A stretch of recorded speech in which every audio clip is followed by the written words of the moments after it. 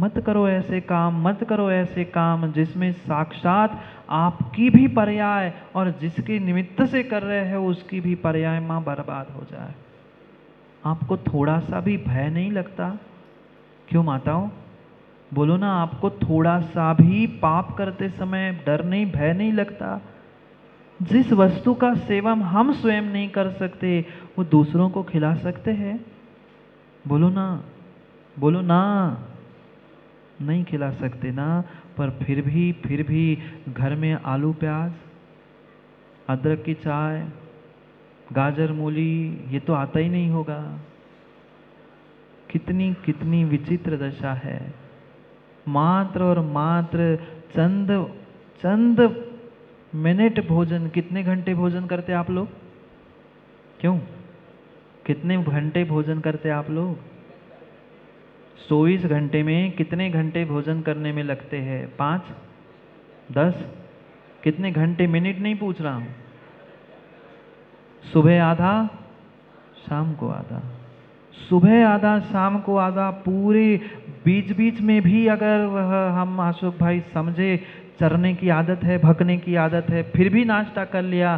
पूरे पूरे 24 घंटे में 1.5 से 2 घंटे भोजन के, खाने के, पीने के, बहुत हो गया। पूरे गणित लगा रहा हूँ, मात्र 1-1.5 घंटे, 2 घंटे के समय के लिए कितने 24 घंटे क्या पाप नहीं करते? 20 घंटे पाप, 22 घंटे पाप मात्र। खाते कितने समय हो? 1 घंटा, 1.5 घंटा बहुत हो गया। 24 घंटे में चाय पानी नाश्ता सब मिला के भी देख लो तो 2 घंटे से ज़्यादा कोई खाता नहीं है। पर उस 2 घंटे के खाने के पीछे कितना माँ 22 घंटे आर्द्र रौद्र ध्यान करते हैं।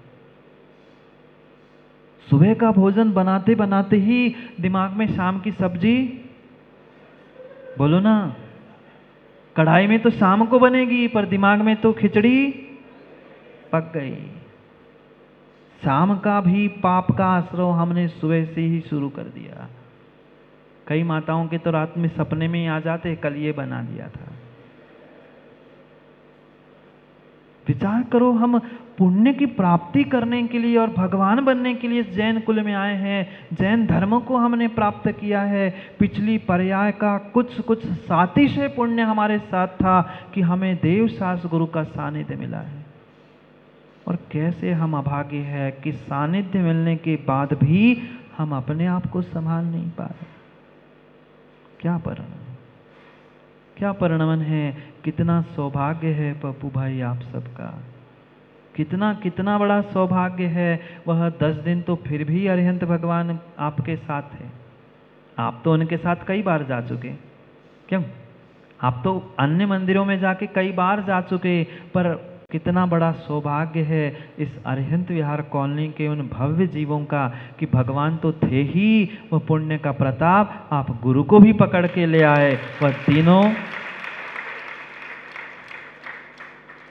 गुरु थे अपने स्थान पर, जिनवाणी थी अपने स्थान पर, भगवान भी प्राप्त हुए थे। पर ये बहुत बहुत जीवन भर का माँ बहुत बड़ा सौभाग्य होता है जिनकी पूजा करते हो क्या कभी कभी? देवशास्त्र गुरु कभी कभी नहीं, कई बार देवशास्त्र गुरु की पूजा अर्घ्य चढ़ाया। पर कैसा सौभाग्य होता है जब साक्षात देव शास्त्र और गुरु आपके नगर में और आपके स्थान पर विराजमान। विरले ही सौभाग्य और विरले ही पुण्यात्मा होते हैं, जो विरले ही पुण्यात्मा होते हैं। क्योंकि ये तो सीधी सी बात है श्री दादा, जहाँ जिसको प्यास लगती है वो प्यासे के पास जाता है, जिसको प्यास लगती है वो प्यासे के पास जाता है। पर कैसे पुण्यात्मा है सुमन जी, ये देखो, उन्होंने देखो पीछे बैठा है, मुस्कुरा रहा है मोड़ा तुम। कैसा कैसा पुण्यात्मा और कितना पुण्य का उदय है। माँ प्यासा कुएं के पास जाता है और अरिहंत विहार वालों ने कुएं को ही पकड़ के ले आए कि हम जितने दिन हैं हम सबकी प्यास दें। क्योंकि प्यासा कुएं के पास जाता तो राजेश भाई एक ही व्यक्ति पानी पीता। उन्होंने सोचा हम अकेले पानी क्यों पिए, हम सब एक साथ है, हम कुएं को ही पकड़ के ले आए और जिनवाणी का रोज पान करेंगे। ये सौभाग्य और पुण्य का, ये तो प्राप्त हो गया माताओं।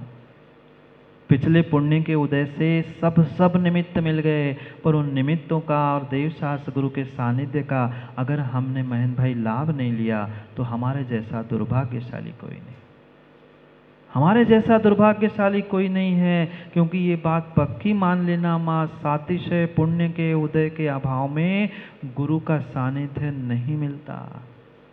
भगवान तो तुम जब चाहे पप्पू भाई किसी कमेटी से पूछ लो, उठा कर ले आओ, जिनवाणी भी अलमारी में घरों में रखी है वो भी लेके आ जाओ, पर ये बहुत बहुत सौभाग्य से मिला हुआ अवसर हमें सदुपयोग में लगाना है। ये भी मनुष्य पर्याय मिली है, कई जन्मों का भव, कई जन्मों का पुण्य साथ में है हरीश भाई, तभी आपको मनुष्य पर्याय मिली है। और आप कैसे पुण्यात्मा हो, सब काम छोड़ के जिनवाणी सुनने के लिए गुरु के पास आ। ये पुण्य के उदय के अभाव में नहीं होता, और पुण्य के उदय से हमें ये पर्याय मिली है, निमित्त मिले हैं। माताओं, सदुपयोग कर लो, सुधार लो अपने खान पान और खानदान को। कितनी ही बातें करो, पहुंचना हमें उस 26 नंबर की गाथा पर, कारिका पर है, जहां आचार्य शिवकोटि स्वामी समझा रहे हैं, मत भको, मत भको और न मत भोंको। प्रमोद भाई, दोनों भी आज विपरीत हो रहे हैं, भकना भी और भोंकना भी। जैसे भकोगे, बेचारे भक रहे सो भग रहे, और वैसे फिर भौंक भी रहे।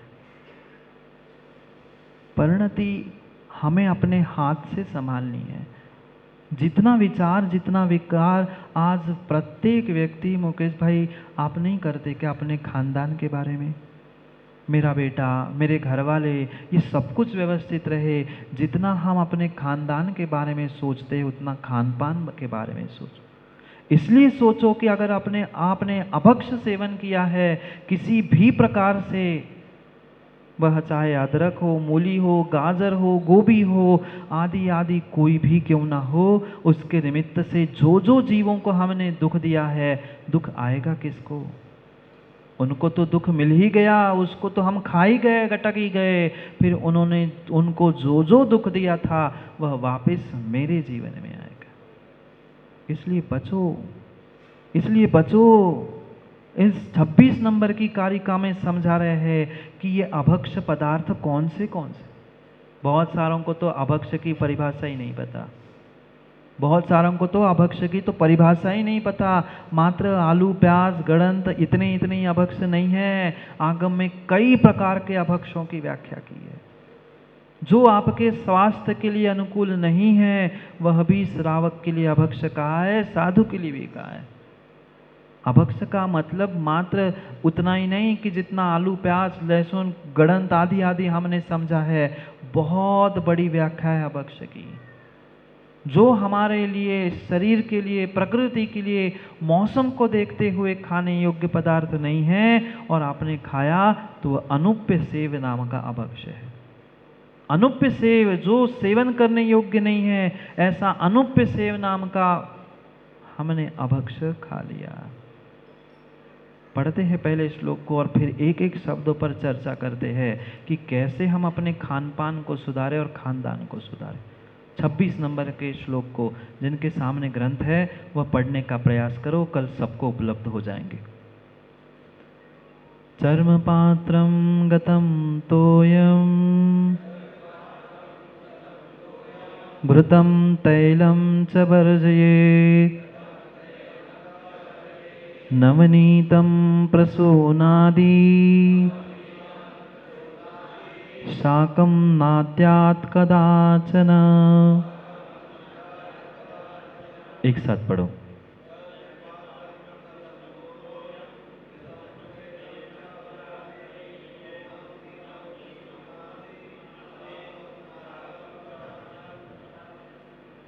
चर्म पात्रम गतम तोयम घृतम तैलम च वर्जयेत्।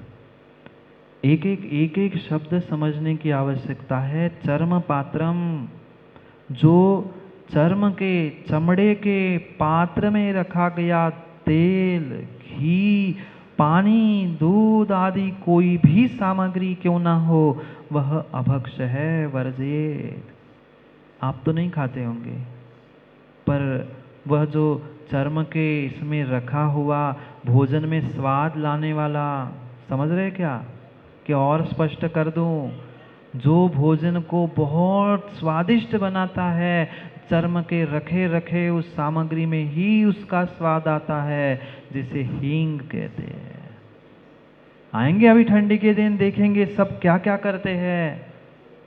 यहाँ तो कह रहा है कोई भी चर्म पात्र से स्पर्शित वस्तु भोजन करने ग्रहण करने योग्य नहीं है। हम तो साक्षात वो कैसे बनते हैं सामग्री जाके देखा ना। भले ही वे 2 प्रकार से बनती है, पर वो कम से कम हम अशुद्ध वो हिंग हिंगड़ा और जो लिखा है उसे नहीं छोड़ सकते। मात्र और मात्र युवाओं 1 मिनट के उस रसना इंद्रिय के चटपटे स्वाद के पीछे और थोड़े से शरीर के राग में निखिल कितनों को चबा गए। कितनी बार उस अदरक की चाय पी ली, नहीं पीते ना आप लोग? फिर वह अदरक क्या आसमान के या किसी पेड़ के डाली पे लगा था? नहीं लगा था, नहीं लगा था। वह कंद ही है, जमीन में ही गड़ा हुआ शाख है, मूल है। पढ़ा था हमने, समझा था कुछ दिन पहले इस श्लोक में, एकमात्र उस कंद में, किसी भी कंद में आलू हो कुछ हो, उसमें एक बार सुई चुभोई और सुई निकाल कर बाहर की, उसके नोक पर इतने जीव है कि अगर वे कबूतर का आकार धारण कर ले तो जम्बू द्वीप की जगह कम पड़ जाए। और ऐसे कितनी बार अदरक, आलू, प्याज, गोभी, क्या क्या क्या क्या हमने भक लिया। फिर सुख की चाह करने से सुख कैसे मिलेगा? राह तो हमने दुख की पकड़ी थी। दूसरों को दुख दोगे तो नियम से हमें भी दुख मिलेगा। चर्म पात्रम गतम तोयम, चर्म से स्पर्शित जो भोजन है वह प्रत्येक भोजन अभक्ष्य है। आजकल तो महाराज जी चर्म से स्पर्शित कुछ नहीं आता, साक्षात उस बाजार के पैक प्रोडक्ट में सब चर्म और मांस और क्या क्या मिला के आता है। देख लेना आजकल की माताओं को और पिताओं को घर में खिलाने का बनाने का समय नहीं है, सो कह देते ले जा 10 रुपए, खा ले कुरकुरे, खा ले, ये खा के आ जा। उसमें इतनी नहीं, मुझ पे बिल्कुल विश्वास नहीं है आज के युवाओं को, तो जाके नेट पर विश्वास है, क्या करें? भगवान की वाणी पे कम विश्वास है आज के युवाओं को, और वो नेट चलता है उस पर ज़्यादा विश्वास। वो गूगल सही बोलता है और गुरुजी झूठ बोलते हैं, आगम झूठ बोलता है, गूगल सत्य है। कैसी भ्रांति उत्पन्न है। भले ही मेरे पर विश्वास नहीं है, उस गूगल को खोल के या देखना, नेट पे खोज लेना, जिस पैक प्रोडक्ट है उसमें सब में वह कोडिंग होती है, नंबरिंग होती है, उस एक नंबर को खोल के देख लेना, उसमें लिखा मिल जाएगा कि उसमें क्या क्या मिला है। मत मानो मेरी बात, मत मानो आगम की बात, पर उसमें अगर मांस, मछली, अंडा और पता नहीं क्या क्या क्या क्या मिला हुआ है, उसको देख के खाना भी और खिलाना भी। खिलाएंगे ना बच्चों को, तो मांस खिला सकते ना माँ, आप त्याग कर देना मांस का और बच्चों को थाली में मांस परस देना, चल जाएगा। क्यों? खिलाते तो हो, खिलाने के लिए पैसे भी तो देते हो। पाप 8 वर्ष तक के बालक का परिपूर्ण रूप से पाप आपको लगेगा। बालक तो ठीक ही है, पर माता पिता को बराबर 8 वर्ष तक बालक के पालन पोषण होने तक का परिपूर्ण रूप से पाप लगेगा। इसलिए सोचो, विचार करो, हमारी परिणति कहाँ है। प्रसूनादि शाकम, शाक, कंद, मूल, ये सब कुछ अनंत काय है। अनंत काय यानी जिसमें अनंत जीवों का रहने का स्थान है, ऐसी वह सामग्री अनंत काय कहलाती है। और उस अनंत काय को अनंत बार खा चुके, फिर अनंत संसार में नहीं पड़ेंगे तो कहाँ जाएंगे? हम संसार के अनंतता का तो अंत करना चाहते हैं, पर इस रसना इंद्रिय के राग के पीछे जितना जितना भका था, जितना जितना खाया था, उसका भी तो कभी अंत करो, उसका भी तो कभी विराम लेने का पुरुषार्थ करो। अगर उसमें विराम का अंत करने का पुरुषार्थ नहीं है तो संसार का भी अंत होने वाला नहीं है। नहीं है जो अनंत इच्छा, ये खाऊं वो खाऊं, ये चाट, ये तुम्हारा ठेला, ये जितने जितने ठेले और चाट चाटने वाले हैं बेचारे उनको भी चाटा जाएगा नरकों में। देखा था ना यस उस नरकों की स्थिति को, 7 नरकों की स्थिति को एक नहीं 3 बार दिखाया गया मोराजी में। कैसे एक दूसरे पर चेटते और चाट चाट के फिर मार डालते हैं। मात्र चंद रसना इंद्रिय के कितने घंटे भाई, 2 घंटे। 2 घंटे के राग में हमने 22 घंटे बर्बाद किए। 22 घंटे माँ भोजन भी 2 घंटे करने कराने में माना कि और 2 घंटे 4 घंटे, पर बाकी 20 घंटे तो सोच सोच कर बना बना कर सब कुछ हमने बर्बाद किया। प्रत्येक द्रव्य जो चर्म से स्पर्शित है, प्रत्येक वस्तु जो अनंत का है, ये तो अभक्ष है ही, पर जिस वस्तु का ज्ञान हमें नहीं है, ऐसे अनजानी वस्तु का खाना भी आगम में अभक्ष का है। अनेक प्रकार के अभक्षों में से एक अनुप्य सेव, जो आपके प्रकृति के लिए योग्य नहीं है। माना कि पता है, आपसे कहा है कि डॉक्टर ने आपको शुगर है, शक्कर नहीं खानी, आपका ब्लॉकेज हो चुका है, चोक हो चुकी है नलिया, घी मत खाना, और चोरी छुपे आप खा रहे हो, तो आप अभक्ष ही खा रहे हो। जबकि भक्ष है, परिपूर्ण रूप से का वह भक्ष है, उसमें कोई दोष नहीं, पर आपकी प्रकृति के लिए, आपके लिए वह भक्ष नहीं था, क्योंकि आपको उसके कारण से तकलीफ होगी। ये तो अभक्ष है ही, जो स्पर्श चर्म से हुआ है, कंद है, मूल है, पर ये भी अभक्ष है जो आपके स्वास्थ्य के लिए हानिकारक है।